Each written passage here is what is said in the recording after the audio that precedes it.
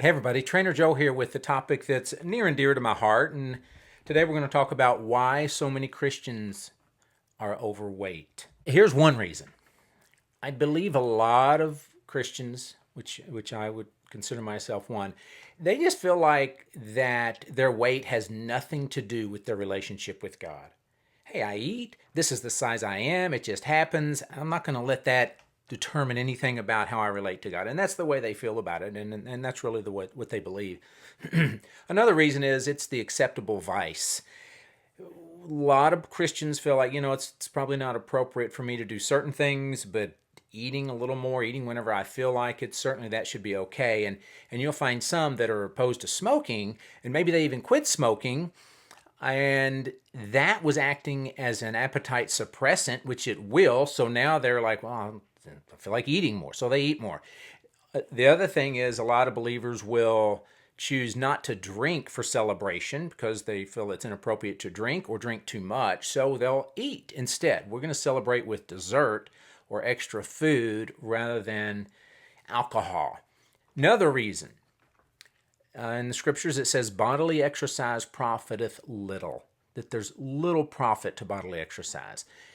So it's like Christians feel, in some ways rightly so, I've got important things that God's calling me to do, expecting me to do, being involved in people's lives, raising my children, being a blessing, helping people, sharing the gospel, volunteering at church, helping out, and all these things that have eternal rewards.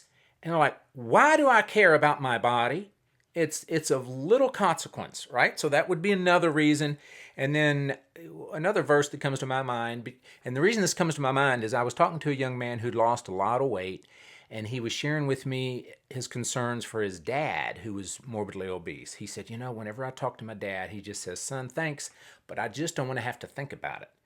I'm just not going to think about that. I've got important things to do. My weight and food is not something I'm going to invest time, resources, or energy in. So can you see some of the reasons that the Christian person with the Christian faith might say it's just not that important? So one question I have when we're trying to decide, because I'm a fan of the verse, seek first the kingdom of God and his righteousness, and then all these things will be added unto you. If we have no concern for eating, for our weight, and suddenly we are 500 pounds, can we really say that the kingdom of God is first in our lives? I remember talking to a friend who was on a mission trip, and she said, one of the people in my little small group as we were traveling around was unable to, when we got in the taxi, we quite didn't all fit. When we were going around doing things, we had to slow down. It really affected what we were able to do. Is that fair? Should we just be gracious and loving? And yes, we should be gracious and loving. But is there a point where we're like, this is creating a difficulty that maybe we should have addressed? So that's another one.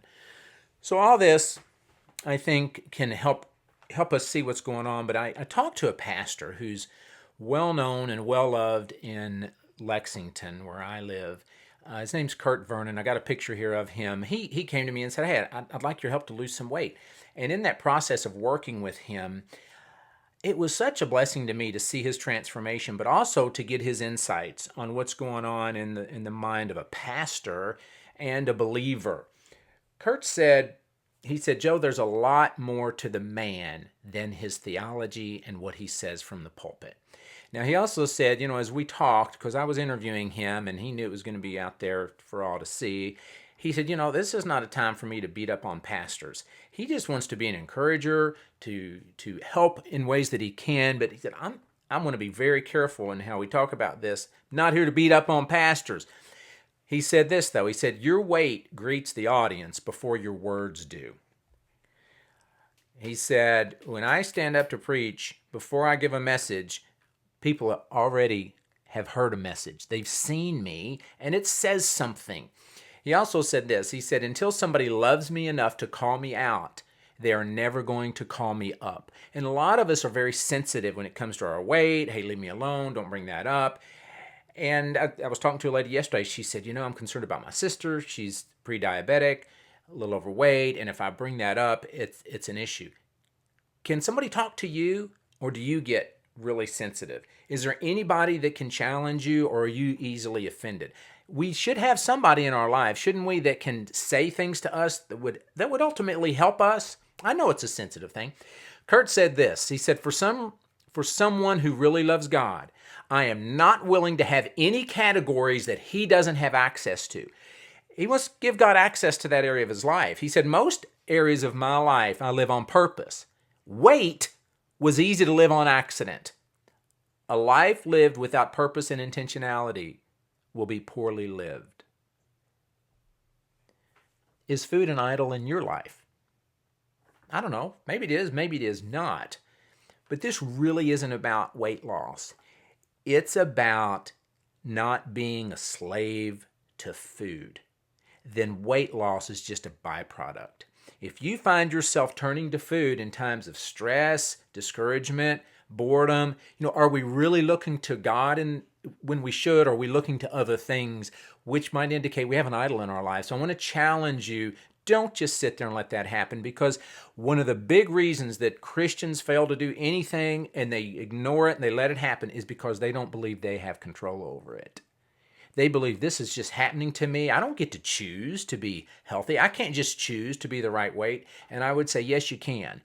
And let's start from there and take responsibility for it. And if you need some help, I don't talk about my book much. Maybe I should, but you ought to check out my book. It's Only Food. You can get it on Amazon. We'll include a link here below so you can click on that and get it.